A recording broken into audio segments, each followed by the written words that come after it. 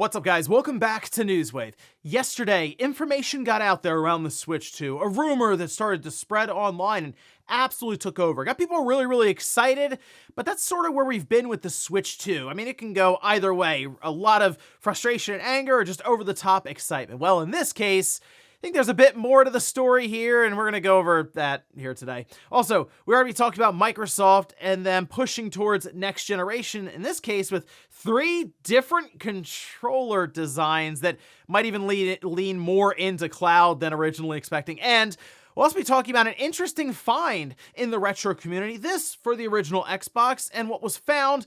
Well, certainly a far cry from what we ended up getting. All of that and more. Guys, if you enjoy these videos, make sure you hit that like button. Helps out a ton. And if you're new here to the Spawn Wave channel, make sure you subscribe down below. And of course, members for the channel do get Newswave early. If you would like to learn more about that, click the join button or the link in the description down below. And we're going to start today with Diddy Kong Racing, or potentially a spiritual successor to Diddy Kong Racing. This was actually posted up over on Reddit, and what happened here was a person did post on Twitter X old artwork from a Diddy Kong Racing game saying, I love this game, still want a sequel. And then Kevin Bayless, who, as I mentioned, was in charge of redesigning Donkey Kong for Rare in 1994, and then created Diddy Kong and everything, replied with a little winking face there.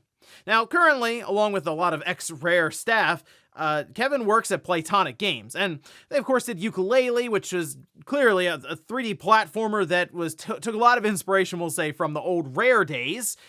Well, it makes you wonder, okay, would Playtonic be collaborating with Nintendo, or would they be making their own kart racing game that's a spiritual successor to Diddy Kong Racing? That's kind of what I would lean towards, although it would be a pretty big surprise to have Nintendo collaborate with them to make another kart racing game. That's the biggest problem. They have Mario Kart. They probably feel like they don't need another kart game, so in this case, I would think, okay, Playtonic kind of doing their own spin on it, and honestly, that could be really fun in its own regard. Also, we had a new rating pop up for a Switch 2 game, and this one makes a lot of sense. We can see posted over on Komatsu, where they say the General Authority of Media Regulation in Saudi Arabia has rated an unannounced Nintendo Switch 2 version of fighting game Dragon Ball Sparking Zero. This, of course, came out, 6 months ago or so? So, in this case, I assume Bandai Namco is going to be on the Switch 2 as much as possible, as fast as possible.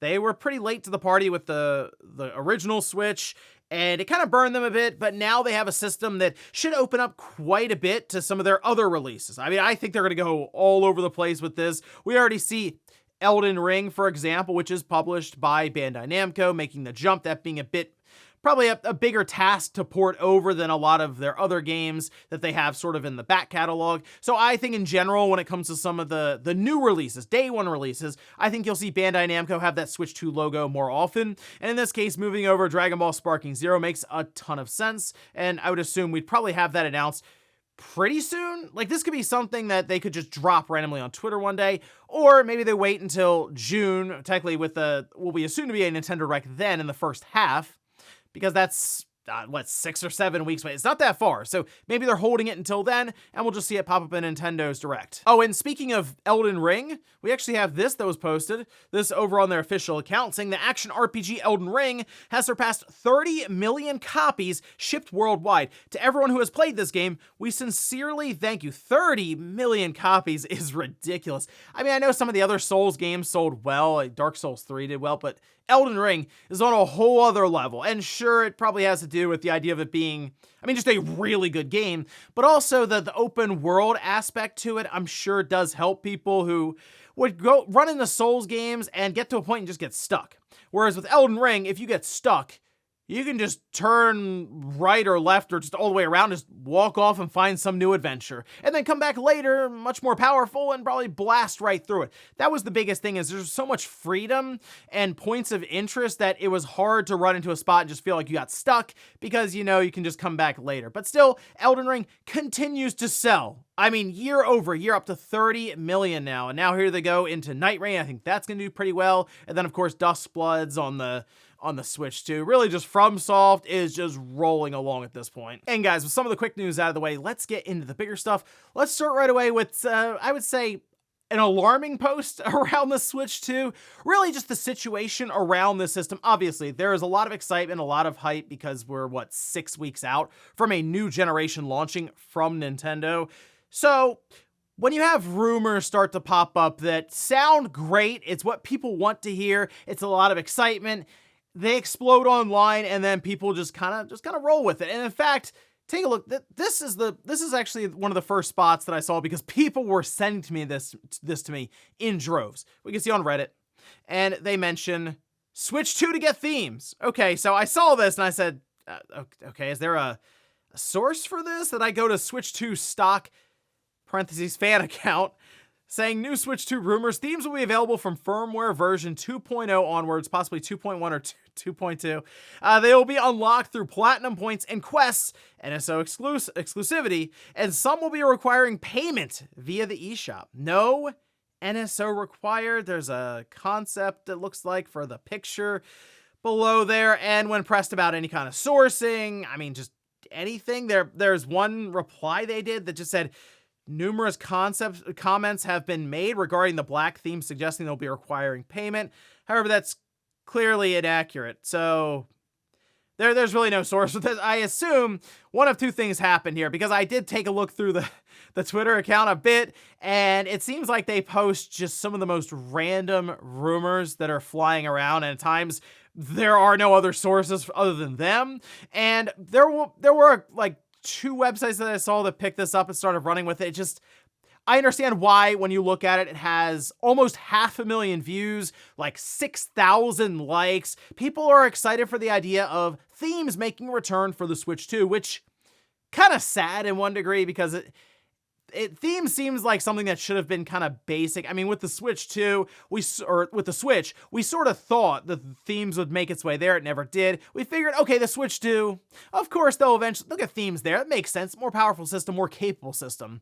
Still not there at this time. So you technically have to go back to like the 3DS and stuff to get themes set up. So I understand why this blew up to the degree that it did, but I'm here to tell you that I don't think this post actually means much of anything, to be honest, and it's a way, I guess, to promote or just get their Twitter account out there a bit more, because as you can see, it worked. Got a lot of people interested in the idea of it, and of course this rumor citing firmware 2.0 or 2.1 or 2.2, and we're just trying to see firmware 1.0 at this point. We got to get there first when the system releases. So just to make sure, I did check with some people, and no, there's been no real mention of themes in, we'll say, the rumor mill right now. Doesn't mean it can't happen at some point with maybe updates down the road and gets opened up a bit for the Switch 2 with the OS after the initial launch, and probably subsequent bug fixes need to be patched out. And I would assume Nintendo will add more features going forward. But as of now, there's really not much when it comes to the theme side of things with a rumor like this. Next up, let's talk about Microsoft and some of their next generation plans, which they've already kind of talked about. They allude to it a lot. Sarah Bonds mentioned it's going to be this massive like technological leap, and people have been trying to figure out what exactly she means by that. Is it hardware related, or is it more about the OS itself, maybe working across all platforms, all at once, so it's not this disjointed experience as it is now, and it's just much more unified. But at the very least, they will have to develop, we assume, new controllers. And in fact, it appears that's what's happening, which we can see this posted up. This is over on Insider Gaming, saying a new report states that the company is working on at least 3 new Xbox controller prototypes for the future. According to Jez Corden, on the most recent episode of the Xbox 2 podcast, Xbox is working on 3 controller prototypes for future release, saying, quote, "From what I've heard over the last few months, there's 3 prototypes for the controller. From what I could tell, one of them is sort of like a basic, cheaper controller, like the standard one we have now, with some next generation enhancements, whatever those are. I would hope that means, I'll just throw it out there, gyro, advanced haptic feedback for the Rumble, since Microsoft now is the only company that works with the older style Rumble motors. So those would be, to me, the 2 basics they should hopefully be able to cover here when they make the move to next generation. Corden then continues saying that there would be a mid-range style controller as well as an elite or proper Elite Series 3 controller from Xbox, which you assume would be anywhere in the neighborhood of $150 to $200. Now, it's also mentioned the idea of direct to cloud connection or direct to Wi-Fi connection.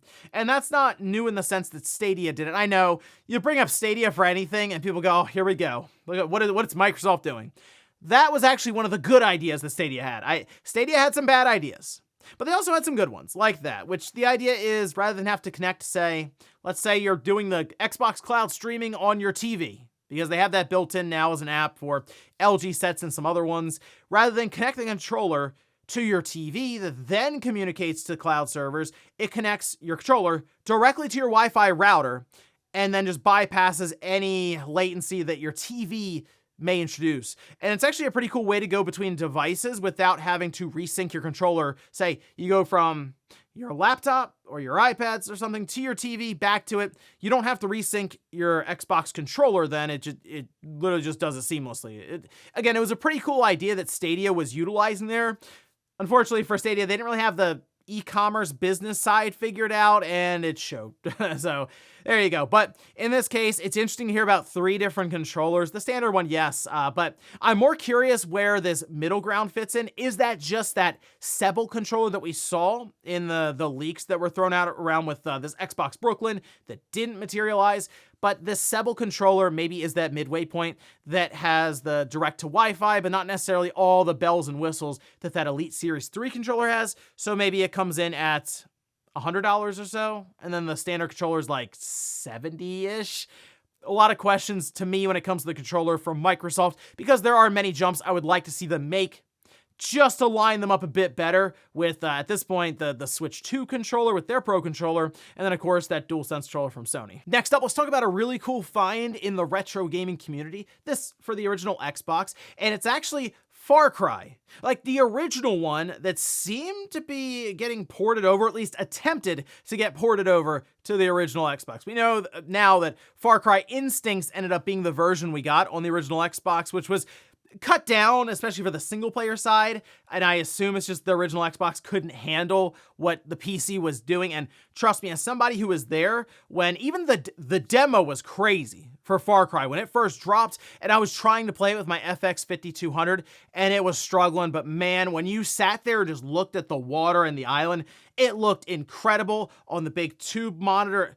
Okay, but in this case, it looks like they were at least attempting to get the true, we'll say, Far Cry experience. Instincts did have multiplayer stuff and specific maps, which were kind of cool. But I'm sure a lot of people who were playing it on the Xbox did look over at their friend with a nice fancy PC with the full version and were somewhat envious. In this case, though, MVG did a video that's out today and sort of showcased this find, which we can see over on Reddit, where they said, Far Cry dev build found on development kit, saying I acquired an Xbox development kit recently and found this development build of Far Cry on it. There's no audio in this build and the FPS are dropping when looking at the trees. Yeah, that, as again, FX 5200 owner from back in the day, I can verify that. Thought some of you might find this interesting. Now, MVG had since, I guess, reached out to them, were able to secure and then back up and preserve the build for Far Cry. And, I mean, you can see it's, well, it's definitely an in-development version of Far Cry for a system, and the Xbox definitely, I think, just wasn't set up to be able to handle that game in general, as even to run this development build, which actually would kind of make sense out of a development environment. You do need an Xbox that's been modified with 128 megabytes of RAM. You can also emulate it, I assume, at this point, with how emulation has really evolved on the PC side for the original Xbox. If for whatever reason you really want to check this build out. I do have a 128 megabytes modded original Xbox.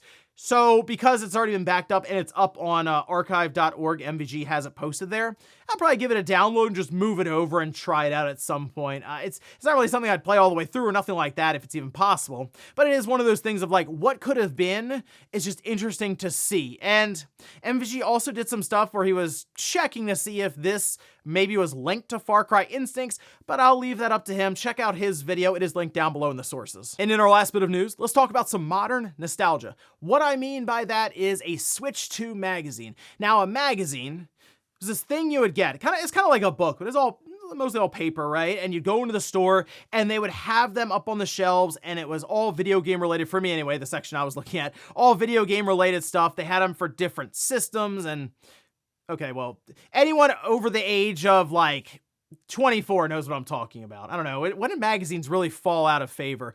But either way, Nintendo is doing at least a release of a magazine for the Switch 2. It's like 80 pages or something, and it's actually very, very well done. Now, we can see this posted. This is over on their official account when translated. It says, the Nintendo Magazine special issue featuring Nintendo Switch 2 will soon be released as a digital version on the Nintendo website, and shipping to retailers nationwide is scheduled to begin sequentially from around May 9th, okay? The content is almost identical to the special issue currently being distributed at the Nintendo Switch 2 Experience event. I might go out looking for one of these. Just, again, it's very nostalgia-filled to even pick up a magazine in general, but one that's video game related. It's just not very common anymore. Now, it is digitally available on Nintendo's Japanese website. Keep in mind, of course, it's all in Japanese. If you can't read it, it's going to be very difficult to get much information out of the text there. But if you do want to check it out, you have to kind of open it, from what I found, in like an incognito or private browser. And I don't know if that's some region-specific thing or something with cookies versus being able to load this on their Japanese website. But when you do load it, you can just kind of flip through and check out all the different pages. It was pretty fun to see because, yes, it does play into the old school mentality of kind of just flipping through a magazine and seeing advertisements, really, let's face it, but be able to just see all the odds and ends of some of the accessories, the system, the games. They even had a full-on page and spread for the GameCube and the NSO update with that, as well as N64, Super Nintendo, Game Boy, and others that are part of it. So it's just fun to see. The resolution for the magazine they uploaded is like super, super highly detailed there, so you can zoom in and check everything out. And I assume they're going to release an English version as well on the English website that they have, like Nintendo America and stuff. So we'll keep an eye out for that one, but otherwise look out in May. Keep an eye out anyway, see if maybe that magazine pops up, maybe your local retailer, and you can check it out there. And before we go to the comments of the day, we'll take a look at the poll that I posted up yesterday, where I asked, if you got a pre-order for the Switch 2 last week, which retailer did you get it from? Well, GameStop was the leading choice here at 33%, then Walmart at 31%. I feel like a lot of the GameStop ones here, at least that voted on this, probably in store.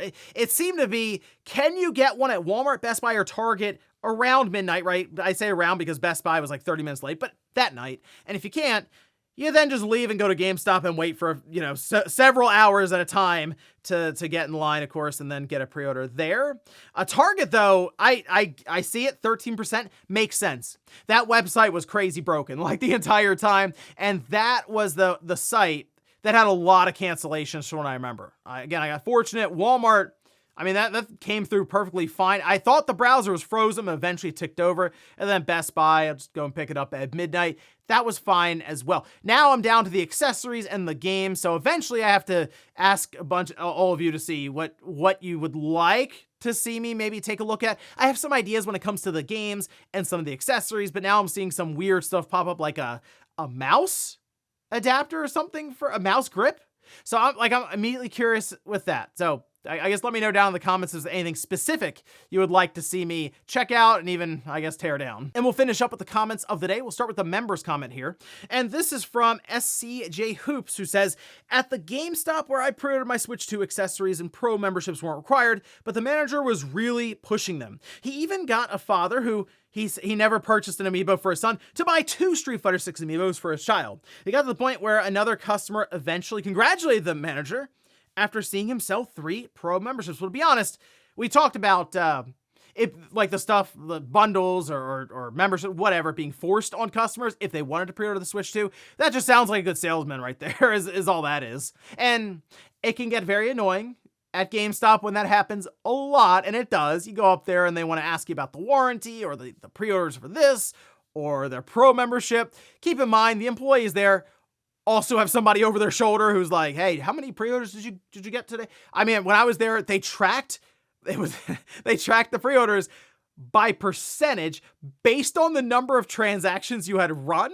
So some people were actually concerned at times, depending on how many employees were there working, is like, who's going to ring this customer up? Because I don't want my percentage to fall. I remember one person came in, did 3 pre-orders in 1 transaction, 300%, didn't ring up another person. They're like, that's it. I'm good for the week right there. If that thing even ticks down a little bit, The district manager will be mad at me. And then we'll go over to the comment of the day, as you can see here. This is from Chris, who says, I'm telling you, people just gave up too early on Walmart on launch night. They still had stock at least 7:30 a.m. and after like 2 a.m. Eastern, it was easy. No line, no problem. Okay, so some people are going to have a very easy time with things like Walmart or Best Buy. I saw some say they got in the line and then immediately kicked them into checkout. And then there are others who sat there for hours. So it's going to be very, at times, dependent on your location. Jake Randall's mentioned that they're kind of looking around at like checkout at different stores in different regions when it comes to stock.